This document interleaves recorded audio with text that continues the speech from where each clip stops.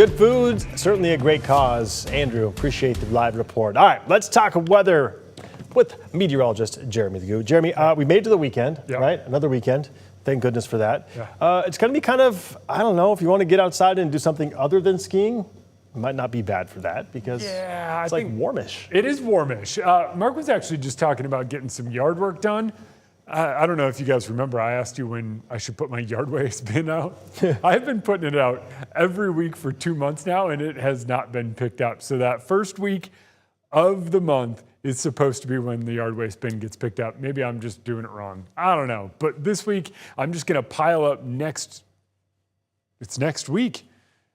week's fill after they hopefully pick it up, because it's a perfect weekend for it. Temperatures in the mid-40s both Saturday and Sunday, and even that chance of showers, there's kind of one on both days. Even that chance of showers is quite dismal. You're not going to see much out of either of those days. So great weekend to get outside, take on something. If you're hiking any of the trails, some of them are a little bit sloppy in places, so just be careful. Remember, if you're riding that bike and it's kind of ruddy, nasty, put the bike back, go home. That's going to make a difference when we get to actual spring and summer.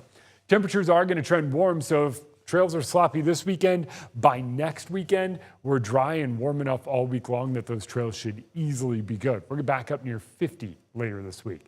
Tomorrow, we have a chance of waking up to a little bit of patchy fog. Looks like it does form in the morning. Looks like it's very similar to what we saw today, and it also looks like it burns off kind of like what we saw today.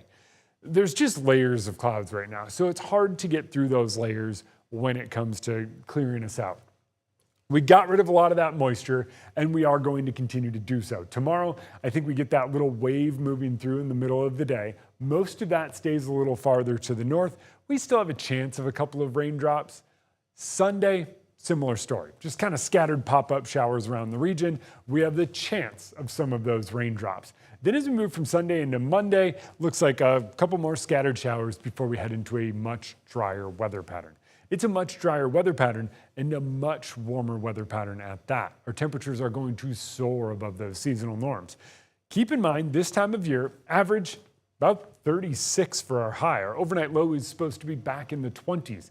And we are going to top out in the mid-40s just about every single day. And if we're not doing mid-40s, we're up in the 50s. I think if we do a decent job of getting rid of some of the fog and getting rid of some of that low atmospheric moisture early in the week, or we don't get too much this weekend, that 50 Wednesday and Thursday could easily wind up in the mid-50s with sunshine. And that would be wild.